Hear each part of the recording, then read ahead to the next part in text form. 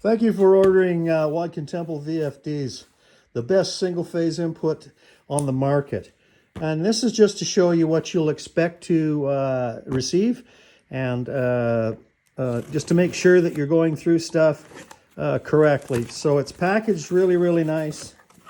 It comes with a manual, a warranty card, okay, which the warranty is 18 months.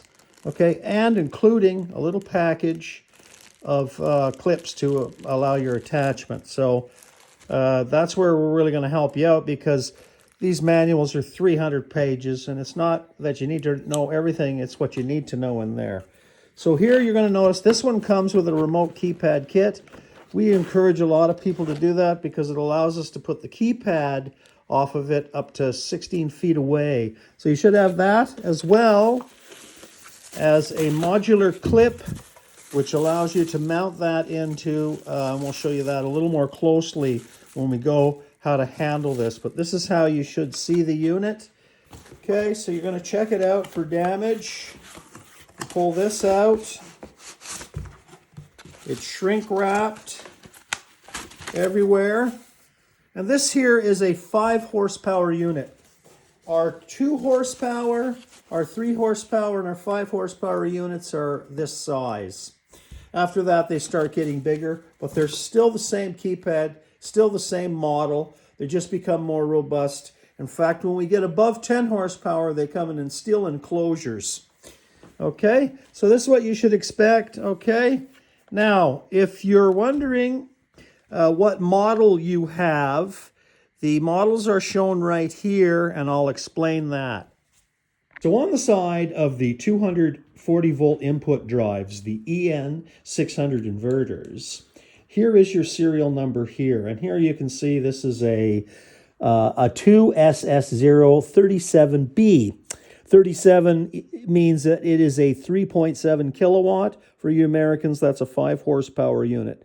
And that it outputs in 3-phase 15 amps. So really, when you send us your models and we say you want this type of unit, verify that in the book, and I'll show you an example of where to find that.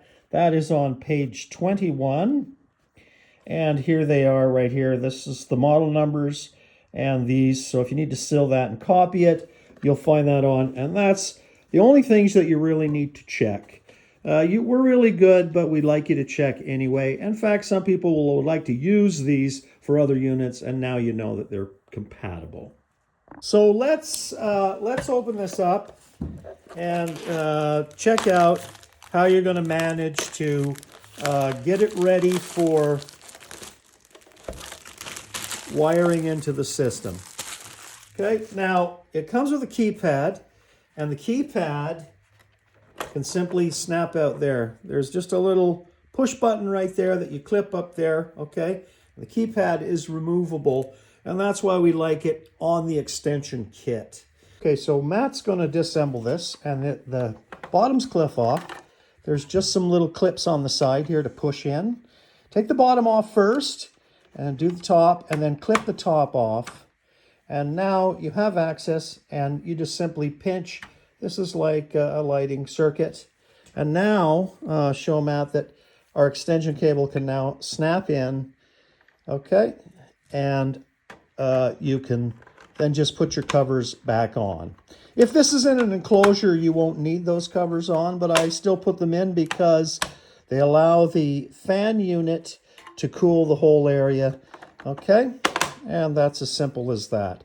You now have a remote keypad kit installation, and this allows us to put our keypad outside the enclosure in an area where there's, dust and stuff like that, keeping this all protected. Okay, so let's explain the inner components. Here in the manual bag are the connector clips, which allow you to hook up the single-phase and the 3-phase motor leads. And let's show you how those are accessed. So you take the bottom cover off, it clips off as we showed earlier, and we're now looking at the connections here, and what you're going to see is power, L1 and L2.